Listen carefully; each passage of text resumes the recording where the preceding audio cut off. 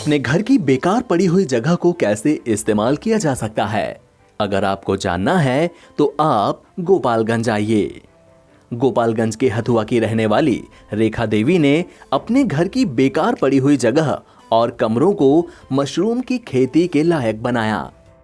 अपने खाली समय को मशरूम की खेती में बिताती हैं।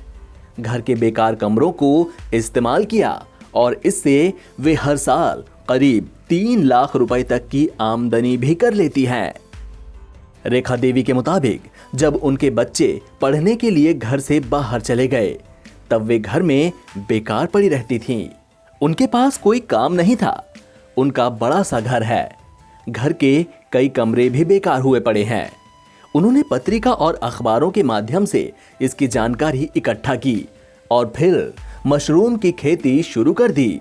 रेखा देवी का कहना है कि उन्होंने अपने कमरे में oyster mushroom, portobello, hedgehog, shiitake और बटन मशरूम जैसी कई किस्म के मशरूम की खेती की है। वे सालों भर घर में मशरूम का उत्पादन करती हैं, जिसकी बाजार में ज्यादा डिमांड भी है।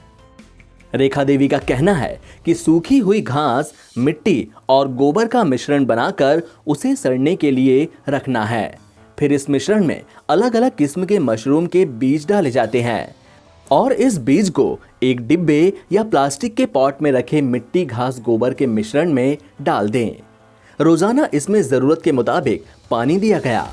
पानी देने से मशरूम के बीज से 3 सप्ताह में पौधे निकलने लगेंगे। ये मैं मशरूम की खेती का मुझे तब समझ में आया जब मैं खाली थी, मुझे कोई काम नहीं था, तो वहीं मैं पेपर में मशरूम की खेती को पढ़ी और वहीं से मेरे मन में ख्याल आया कि हम मशरूम की खेती करने से ज़्यादा अच्छा रहेगा। मुझे वो सब प्रोटीन भी मिलेंगे और कुछ पैसा भी मैं कमा सकती हूँ।